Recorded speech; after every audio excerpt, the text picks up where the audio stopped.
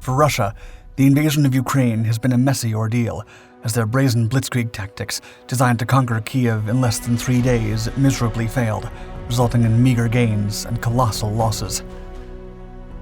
Once hailed as the world's second most powerful armed force, the Russian military's facade of power has been shattered, revealing a depleted and crumbling army.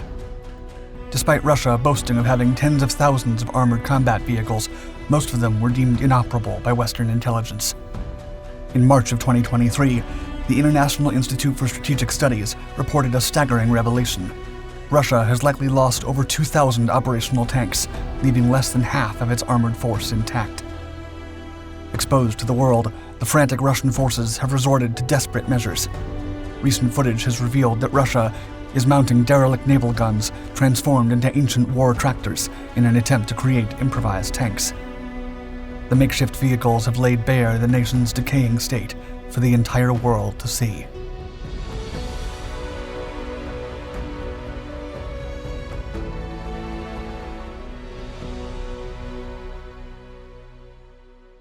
Frankenstein Tanks. Vladimir Putin's military tactics have hit rock bottom as he desperately resorts to building so-called Frankenstein tanks, using outdated naval guns welded on top of ancient Cold War-era tractors.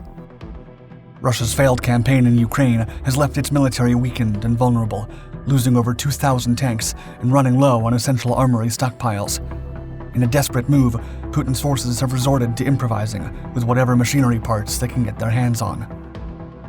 Shocking footage from an undisclosed location has revealed a bizarre contraption, a 25mm 2M3 twin-barreled naval anti-aircraft turret fitted onto a Soviet-era MTLB amphibious fighting vehicle. The guns are believed to have been taken from a naval patrol boat, while the tracks date back to the 1950s. These modified tanks clearly indicate the dire state of Russia's military and its inability to replenish its armory. Ukrainian forces have been using drones to destroy Russian tanks, leaving Putin with no choice but to improvise. According to intelligence and geopolitical risk analyst Justin Crump, the naval turrets were likely used because the Sea Fleet had a surplus. Former British tank commander Hamish de Bretton-Gordon has observed similar adaptations by ISIS fighters in the Middle East and claims that the Russian army's improvisation is comparable to that of terrorist organizations. Putin has suffered significant losses in the Battle of Vuhledar, with Russia losing up to 300 soldiers daily and leaving over 100 military vehicles in ruins. The British Ministry of Defense has confirmed that Russia has taken more than 800 old tanks out of deep storage in response to its heavy armor losses. To add to their plight, the Russians have resorted to creating Mad Max-style vehicles with improvised armor, while ships in their sea fleet have been fitted with bizarre air defense modifications. They are desperate moves for a once feared military power, now reduced to cobbling together whatever bits and pieces it can find to stay afloat. 70-year-old tractors.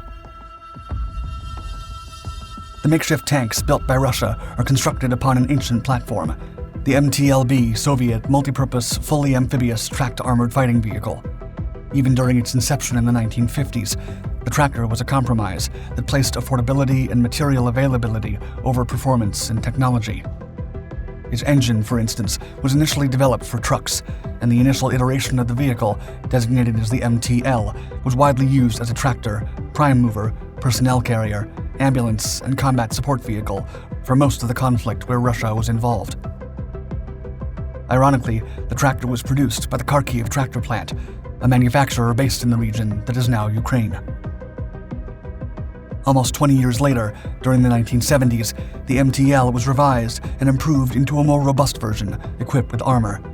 This vehicle was designated the MTLB and was specially adapted for combat operation and military use.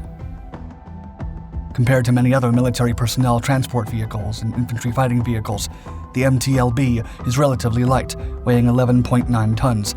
It's powered by a YAMZ 238 diesel engine with 240 horsepower, giving it a top speed of 62 kilometers per hour on roads. The vehicle can accommodate a crew of 2 and up to 11 passengers. The MTLB is lightly armored, with protection ranging from 10 to 14 millimeters thick, which can protect the passengers from small arms fire, but leaves the vehicle vulnerable to heavy weapons fire. Even so, its mobility, versatility, and affordability make it a valuable asset on the battlefield.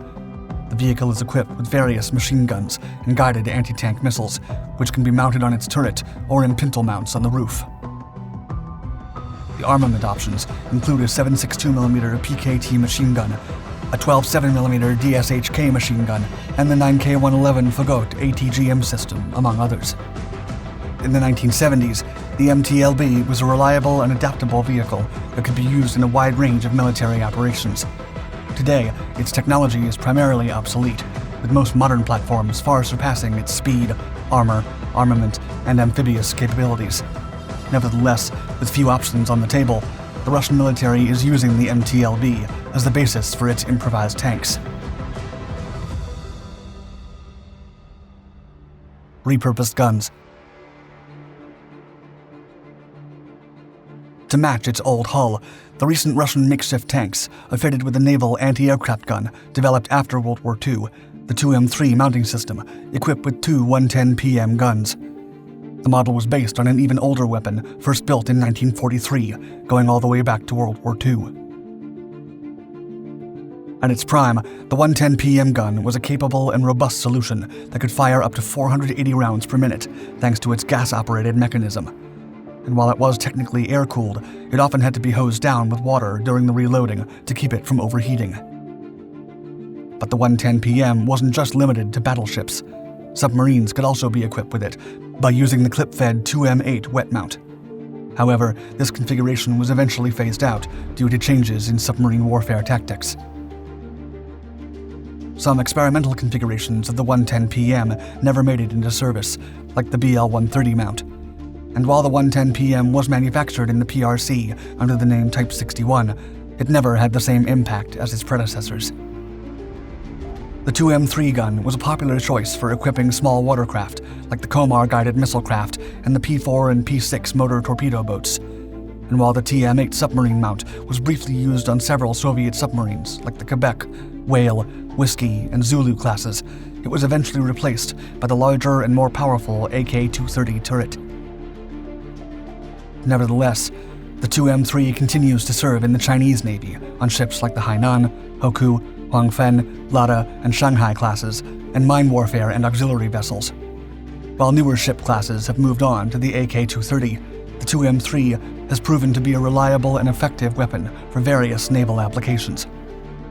In recent years, the weapon system has been used in Russian river warboats, and it's estimated that the Russian military has a considerable surplus of these naval weapons. As such, it has used them in its recent attempts to create makeshift armored combat vehicles for the war in Ukraine. The footage showing how Russia is relying on these tactics reveals the extent of the dire situation they find themselves in Ukraine. It's a humiliating position for a once feared military power that is now forced to assemble unreliable and derelict vehicles to keep up with its mounting losses. Thank you for watching our video. To stay up to date on the latest warfare technology, be sure to subscribe to our channel and turn on the notifications. And if you're intrigued by how technology has impacted history's most fierce battles, tap on your screen and discover our other Dark Documentaries channels, where we post new content regularly. Stay tuned.